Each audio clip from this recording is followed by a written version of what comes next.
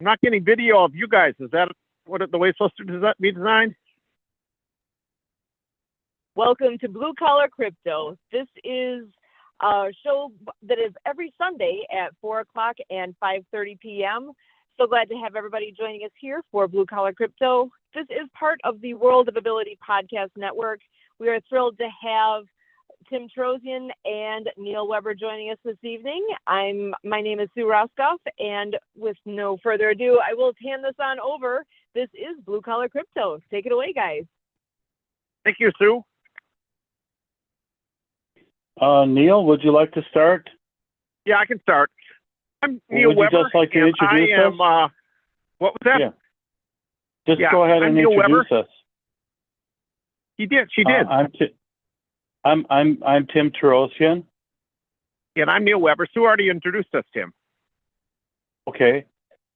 So this week we've decided to take a step forward and take a step backward. Just review each one of us how our week went. Spotlighting things that went right. Well, maybe things went wrong. Share a little bit and see if we can connect with the audience. And concerning people with disabilities, and we're just going to admit right off the bat that Neil and Tim and Neil both had challenges this week to get through. What did we learn? What were our goals? Did we meet our goals individually? And then hopefully we're trying to fill up 30 minutes. Also, as we go along, I'd like to say we're both gonna do some more professional things here as far as production. We're gonna get on Zoom, and you're gonna be able to see us fairly soon here, as a group here, as Neil and I. You'll see us. We'll have a video, and then we don't know from there. We'd like to just expand and get more viewership, followers, whatever you might call it in the podcast world, and move on from there. Who knows what the future will bring? But I think we're long term here. So I'm going to start with myself. I've been making a concerted effort for myself to mix my work world and my social world and in my entertainment world, everything together. I work part-time. I get actually 12 hours a week. I get subsidized rent. Financially, I'm doing well. I work temp jobs. I bring home, $600? I'm able to put that money directly into the bank and save it, which is amazing. So I'm building my bank account. And I would suggest to our audience here, have an emergency fund, okay? I'm not going to go into that, but save, build a bank account. If you're like me, you've had money and you've lost it, but always have a focus on having a separate savings account away from your bank card, where nobody can touch it, a safe place, perhaps a bank, brick and mortar bank. I back at BMO Harris. They're excellent, and find a banker that you like. Okay, now what was my week like? I've been trying to socially get more contacts. I've joined a church, which is an hour away, but culturally I like this. So I go there. I joined a local Lions Club, which is a community service organization. On Tuesday, I play ping pong at the senior center, so I joined the senior center. And I do this podcast with Neil Weber.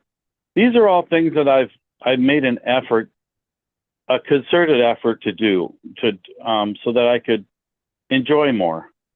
Those are 4 things. That's a lot. Next week, I am going to do counseling, psychological counseling for myself. I've never done that, so I'm going to do that. There's been a lot of adjustments in my life, so I would like to talk about it. And then I'm going to be doing a sleep study because I have sleep apnea, and seeing if that would help my health. I started seeing a primary physician, and it's been going well. So, what have been the challenges?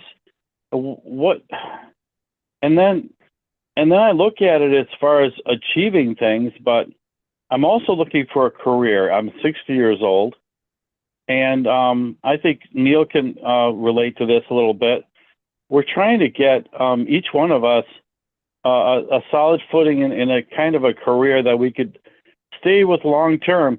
In my opinion, it takes 4 to 5 years to really develop a career, regardless of what you're doing, whatever it is. 4 to 5 years to get comfortable. And then who knows how long you'll keep that job anyway. But I've been doing this podcast for 4 to 5 years, so I can relate to that. It's become more comfortable, more, I don't know, kind of a part of my life. So making things a part of my life, and friends, and some of the professional relationships that you make along the way,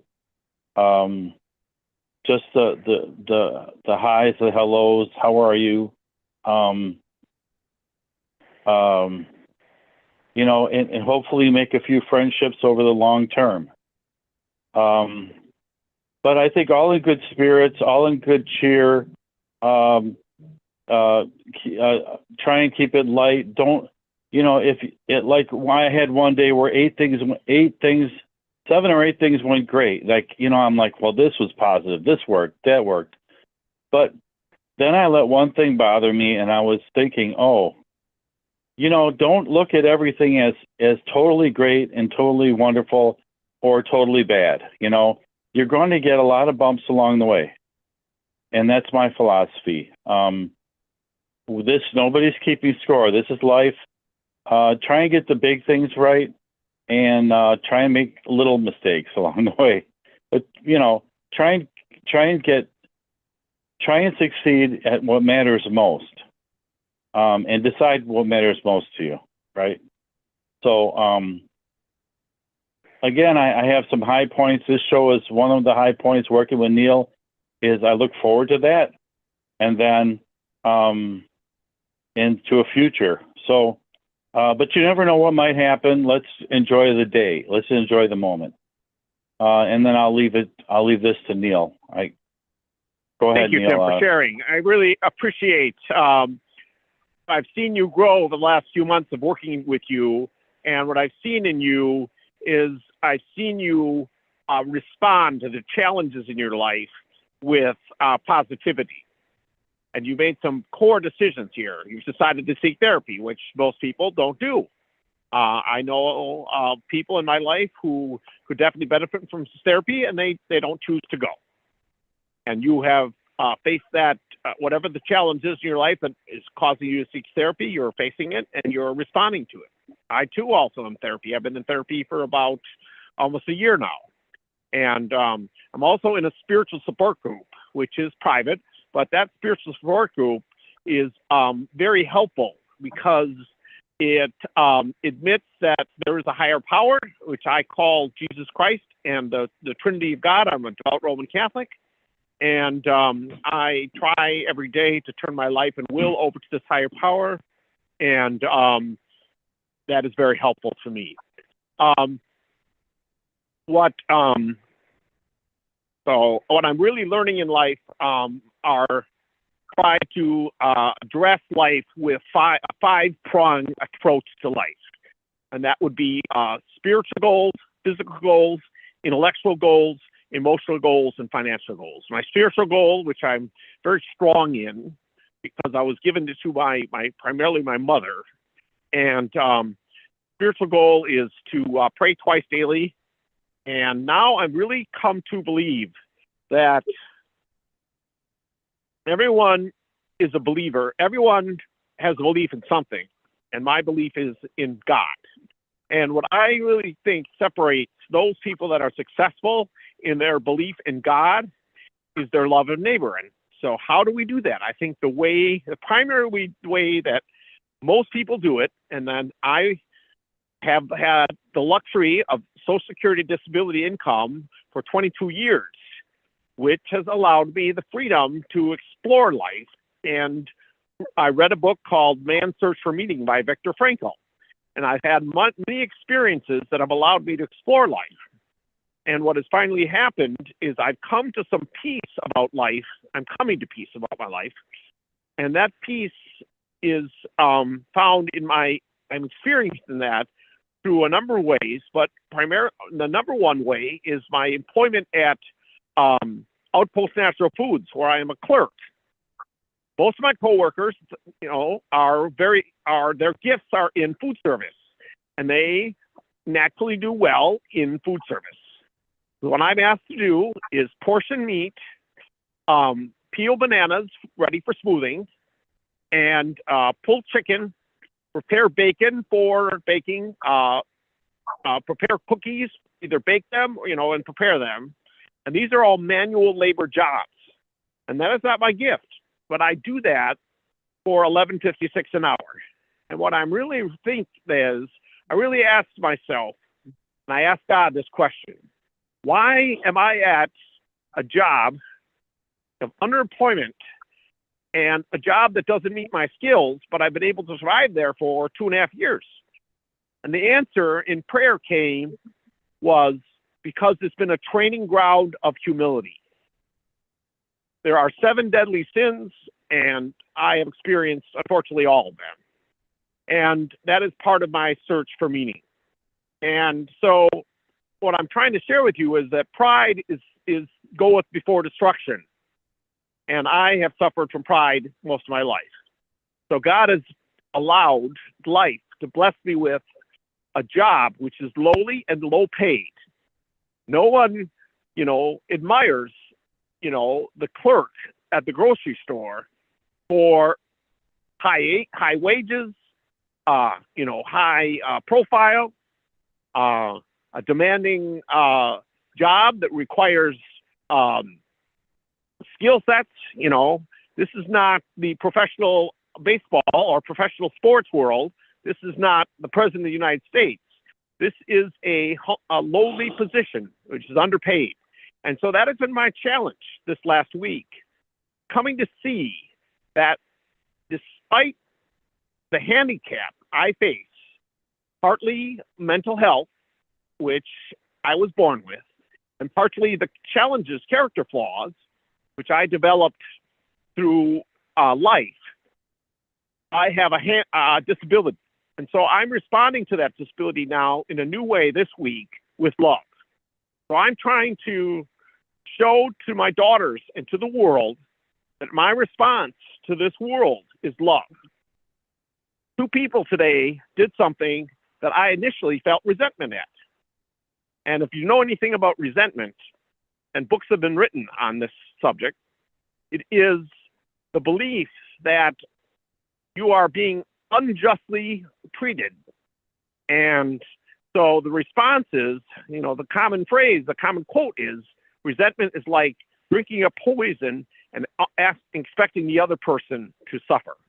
Where most people in most experiences, the object of your resentment has no idea that you're feeling resentment against them, and they're just living their life and enjoying it. So what I decided to do, this is going to be I hope to be my experience from now on.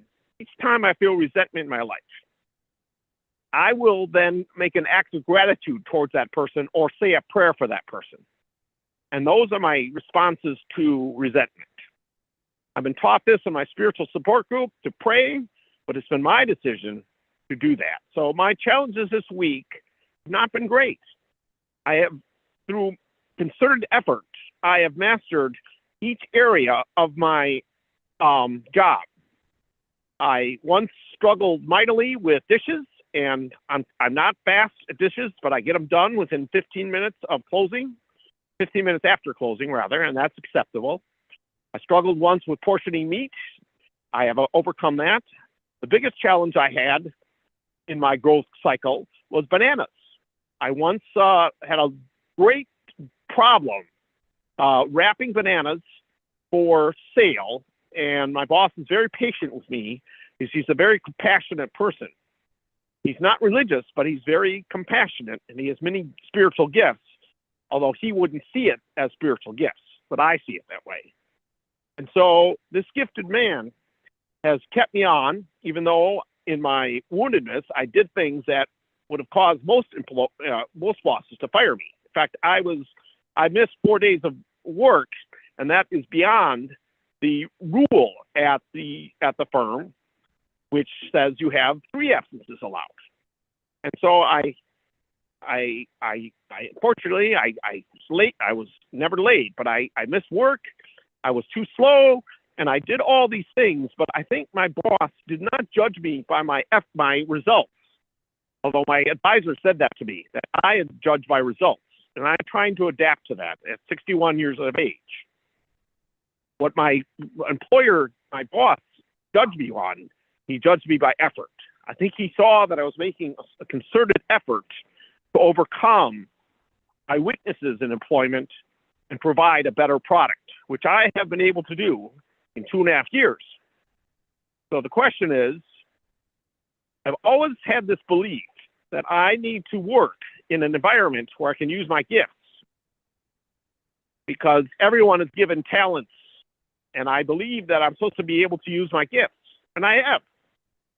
I made a middle income in sales and marketing, and I used my people skills for that.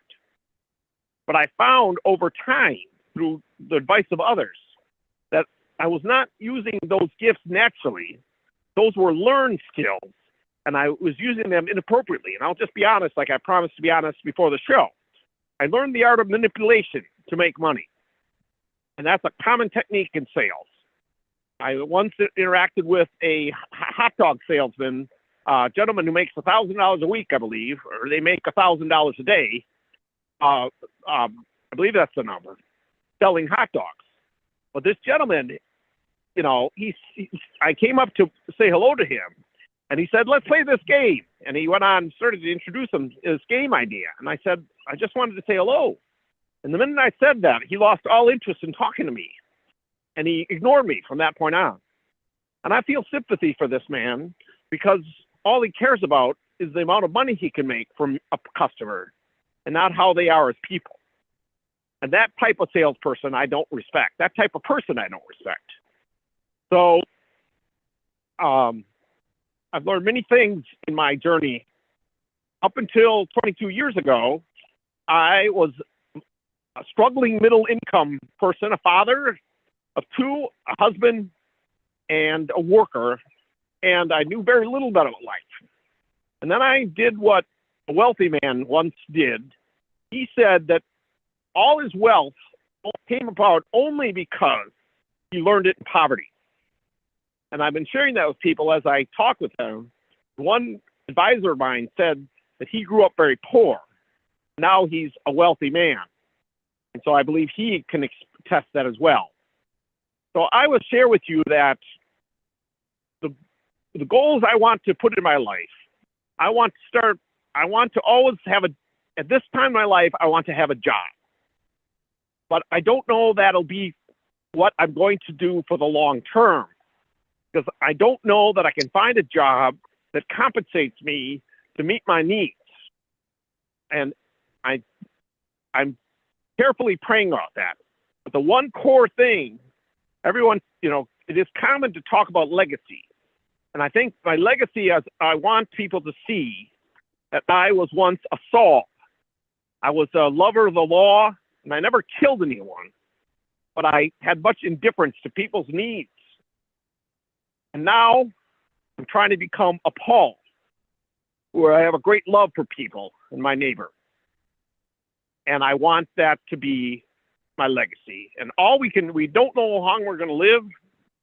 We don't know, many things in our lives we don't have control over. The economy, war, famine, jobs, other people. That's the biggest thing we don't have control over, is other people. we do have control over ourselves and how we respond. Because I believe in this quote. It doesn't matter. It is not what matters to us, but how we respond to it that matters. And I'm going to pass it back to Tim here. Well, I just was trying to figure out what I was going to say in response, but you ended it really well. You cannot control what people are going to say or do to you, but you can control how you respond to it. Like, what is the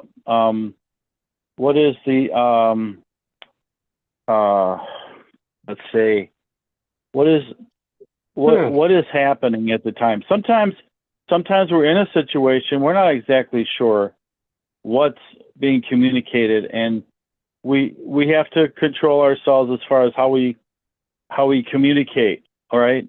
If we're not exactly sure what's happening at the moment, let's not respond to it in the moment, right? Because our response may not be helpful. It may not relate to what somebody says to us. We're not exactly sure what's being said. So let's not jump to conclusions, right?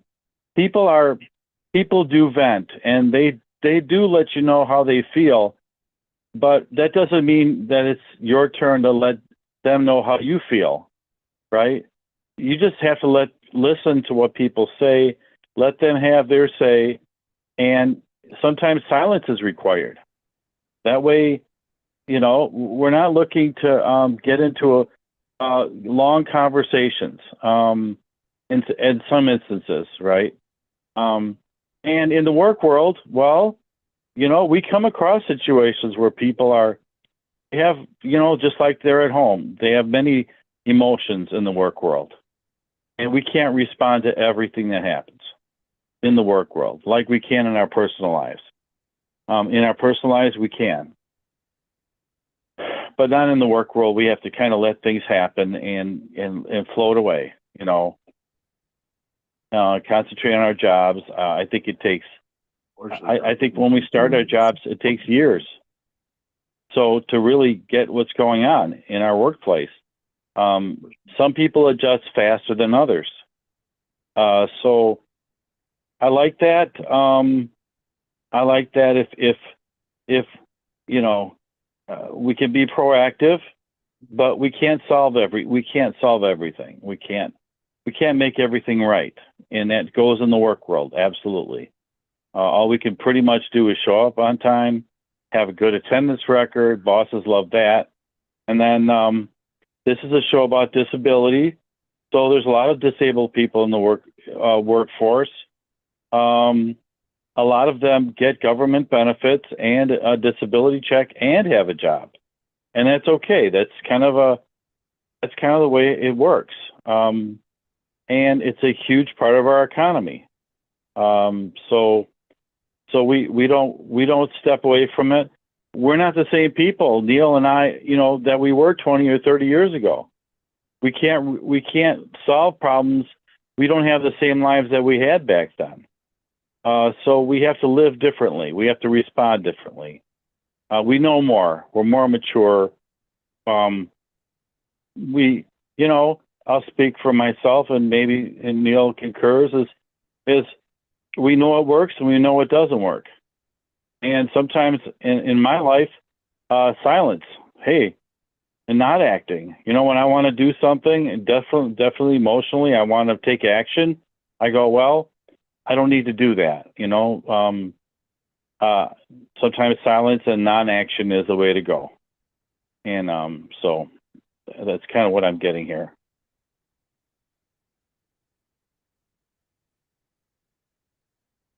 Thank you for that, Tim. Are you finished with what you said? Yeah, I am. Okay, I'd like to respond. I think I'd like to respond. Okay. Yes. So I think what you said is key.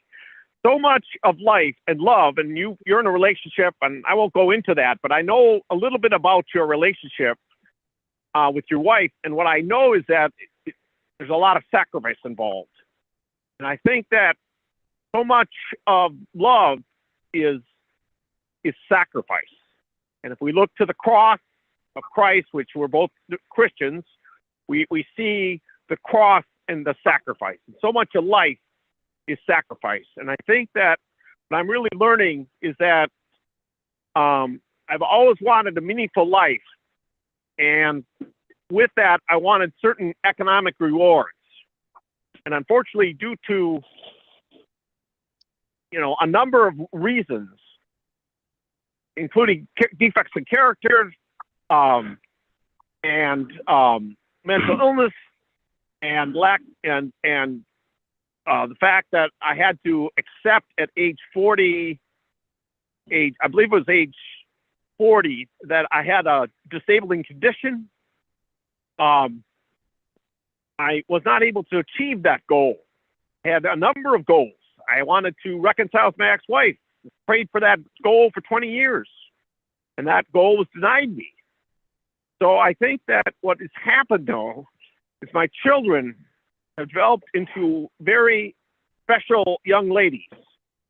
And what I like about them is they're very empathetic young ladies. And I've tried to develop that quality in myself, the quality of compassion. Because what I see, as you said, we're more mature than we were 20 years ago, and we're different than we were 20 years ago, was I see people that are economically successful. I see people that are have had successful relationships in life. I see people that are grandparents, and then they say something to me, like a gentleman said something to me, and my initial thought was resentment. But then I realized in conversing that with my trusted advisor, my sister, that person has not experienced life as I've experienced life. They haven't experienced suffering like I've experienced suffering. And so they can't understand my journey. That person said to me that my work is just about keeping busy. And if he meant by that my job isn't challenging or my job isn't productive, I don't think he understands the journey I've gone through in the last 2.5 years, how difficult my job has been for me, and what I contribute. Because what happens in this age where, workers are so scarce that this employer is not able to attract many workers. So we are the few and the proud. And what that means is that we are committed to a firm that is struggling just to survive and is trying to do the best I can. So my efforts, while it seems to him as being busy work, it's been a cause of great growth. And I have made many friends at my firm and impacted many lives at my firm, where if I hadn't been there, that would not have happened. So I have compassion for this man, because despite his economic and spiritual and relational success, he is poor in insight and understanding.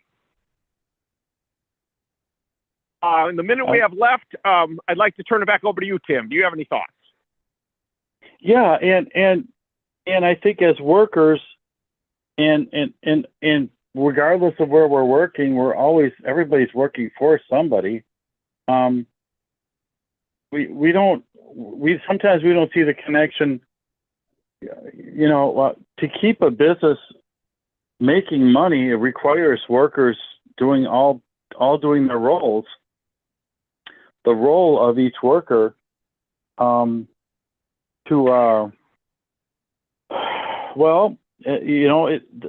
the bottom line for a company is very, very tight. Sometimes the profit margins are close. We don't see that as workers, and we try and, as your coworker was saying, keeping busy, but that was a friend. A friend said that. Yes. Yeah, and so that was what our parents and grandparents taught us, but the work world is changing, and I think that's just one of the aspects of work, and I think